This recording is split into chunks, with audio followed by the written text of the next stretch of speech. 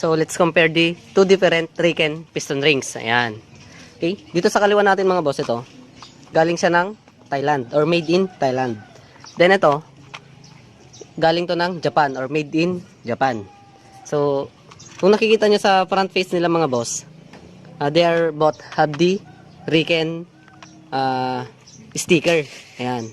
Itong nasa kaliwa natin, ito, may license na nakalagay. License by Riken Corporation. Kasi nga mga boss, mga par, itong made in Thailand na to or any countries na may Riken, nag-franchise lang sila sa Riken Corporation, which is original yon from Japan. Ayan. Okay? So, paikutin natin yung mga itong box nila.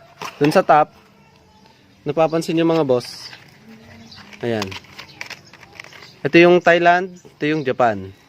Parehas lang naman sila. But as you can see, yung text nung Japan made is mas bold or mas malapad compared sa dito sa Thailand.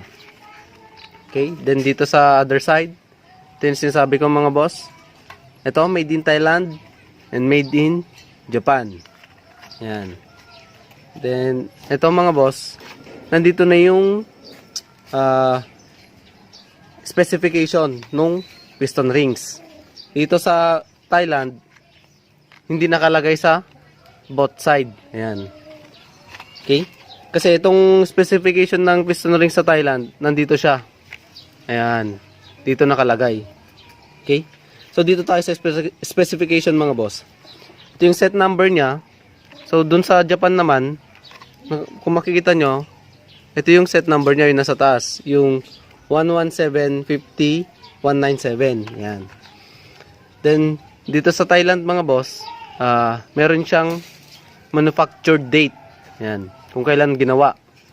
Yun, syempre yung P na yun yung product number niya. Ayan. Then, yung KPH, yan, AEM 181-067. Ito yung kung para saang model itong piston rings na to. Then, syempre, nakalagay din yung bore niya. Ito is both standard. Yan. Then, dito naman tayo sa Japan, mga boss.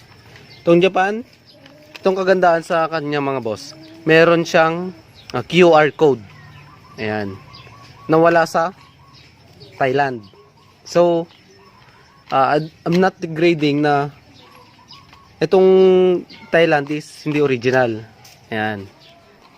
Itong Japan mga boss, ito, pang TMX CDI ito, standard, Borden. Then ang pagkakaiba pa nila mga boss is sa karton. Ayan. Papansin nyo, itong karton nila, ayan, buksan lang natin. Ayan. Yung karton nung Japan made, mas light. Then sa Thailand, mas darker. Then ito pa yung mas maganda sa Japan made. Ayan. Mapapansin nyo mga boss, ito. Dun sa kaliwa natin, made in Thailand lang nakalagay. While dito sa Japan made mga boss, may fitting instruction siya or piston rings installation. Meron siyang step by step process. Then dito sa kanan niya, special fitting instruction for steel combined oil control rings. Ayan. So, mas detailed talaga sa original manufacturer, which is yung Japan. Ayan. Okay, so titignan ulit natin sa kabila. Okay, ito na naman siya mga boss. Baliktarin lang natin. Sa kaliwa natin, made in Thailand. No instruction. Dito naman sa Riken or Japan made natin na piston rings. So meron na naman siyang instruction mga boss. Okay, so pag ganito. Dito mga boss, ayan. Mapapansin nyo, pinapakita niya kung paano nga ba ilagay yung oil ring natin. Ayan, kung napapansin nyo ito mga boss, ayan. Dapat nakabating down siya or pababa yung end gap niya. At syempre, sinabi niya rin na wag dapat overlap or sumobra. Ayan. Okay? Then itong mga text na itong mga boss, special fitting instruction for oil control rings with oil expander. Ayan. Okay? So, mas maganda talaga kapag original manufacturer yung nabili mo. Ayan. Kasi, hindi lang basta genuine or original, binigyan ka pa ng instructions. Okay? So, unahin muna natin dito sa Thailand made. Ayan. So, kung napapansin nyo mga boss, ayan. Ito yung sinasabi ko. Paano pag parehas silang black coated? Ayan.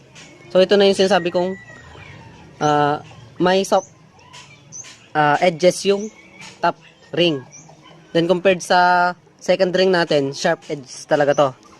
Then, kung napapansin nyo pa mga boss, yun, doon sa tatak niya, yung top ring niya, nakalagay RS. Yan. Then, yung second ring niya, nakalagay lang is letter R. Okay? So, yun lang naman mga boss, mga par. Then, about sa oil rings natin, wala namang pinagbago or wala namang kakaiba. Then, dito naman tayo sa Japan na piston rings. Yan.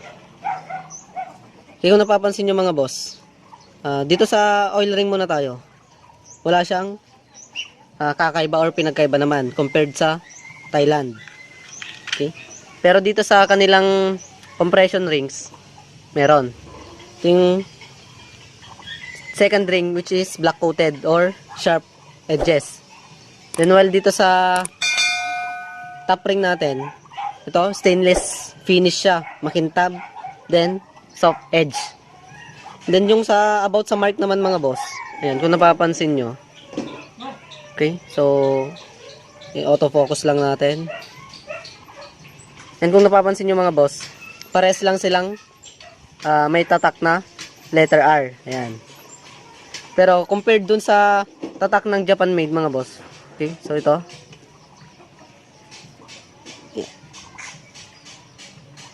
Ayan. Okay. So napapansin nyo dyan mga boss, yung letter R ng Japan made na piston ring is iba yung text niya compared sa Thailand made. Mas maliit sa Japan na piston rings. Then mapapansin nyo iba talaga yung font. Yung font ng Thailand para siyang na-stretch pa left to right. While dito sa piston rings ng Japan, normal lang siya na font. Yan. Okay? So,